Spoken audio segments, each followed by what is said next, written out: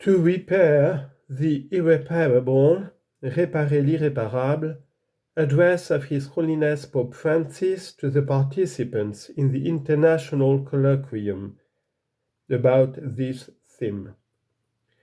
Dear brothers and sisters, I am pleased to welcome you, and I warmly welcome you. I thank Monseigneur Benoît Rivière and Father Louis Dupont for having taken the initiative of this meeting in the context of the celebration of the 350th anniversary of the apparitions of Jesus to Saint Margaret Mary. Reparation is a concept we find often in the sacred scriptures. In the Old Testament, it takes on a social dimension of compensation for evil committed. This is the case for the Mosaic Law that provides for the restitution of what had been stolen or the reparation of the damage caused. See Exodus chapter 22 and Leviticus chapter 6.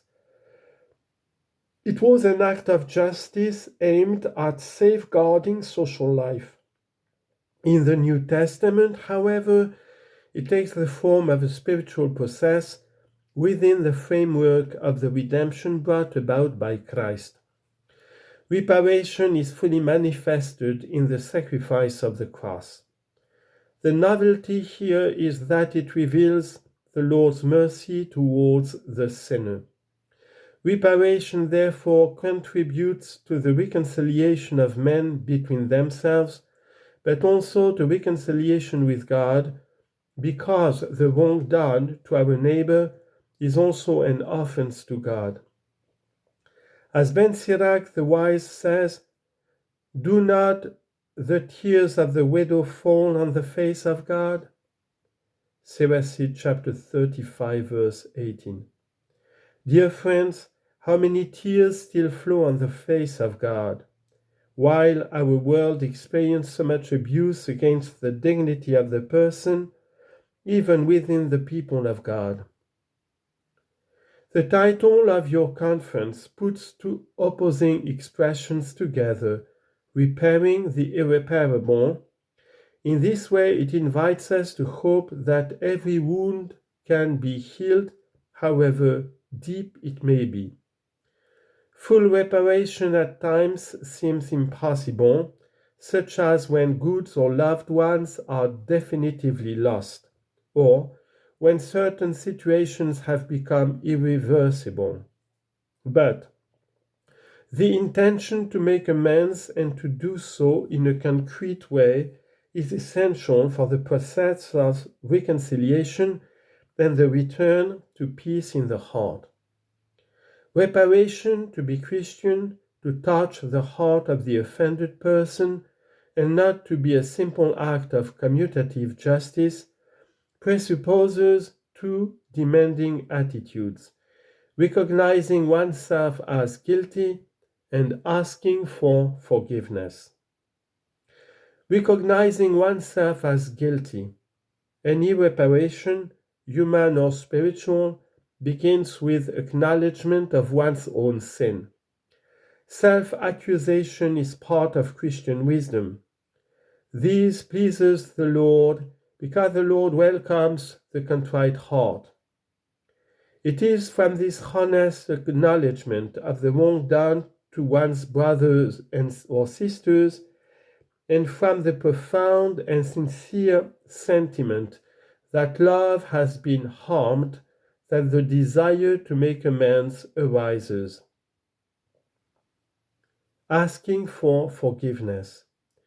It is a confession of evil committed, following the example of the prodigal son who says to the father, "I have sinned against heaven and before you. I am no longer worthy to be called your son." Luke chapter 15, verse 21. Asking for forgiveness reopens dialogue and manifests the will to re-establish the bond of fraternal charity.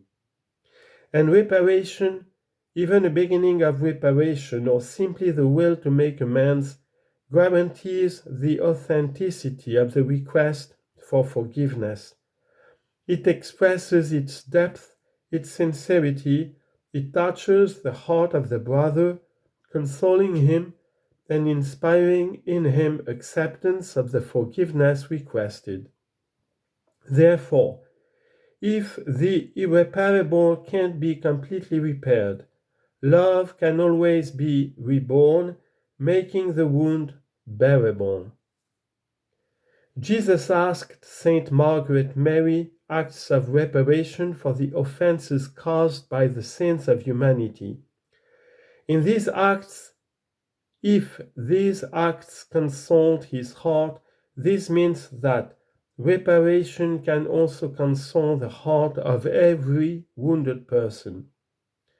May the work of your conference renew and deepen the meaning of this beautiful practice of the reparation of the Sacred Heart of Jesus, a practice that today may be somewhat forgotten or wrongly judged obsolete.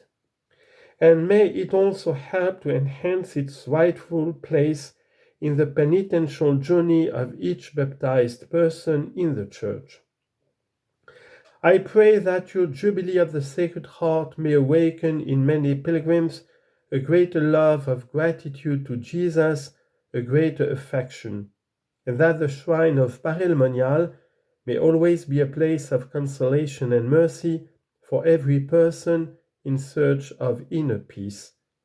I give you my blessing, and I ask you, please to pray for me.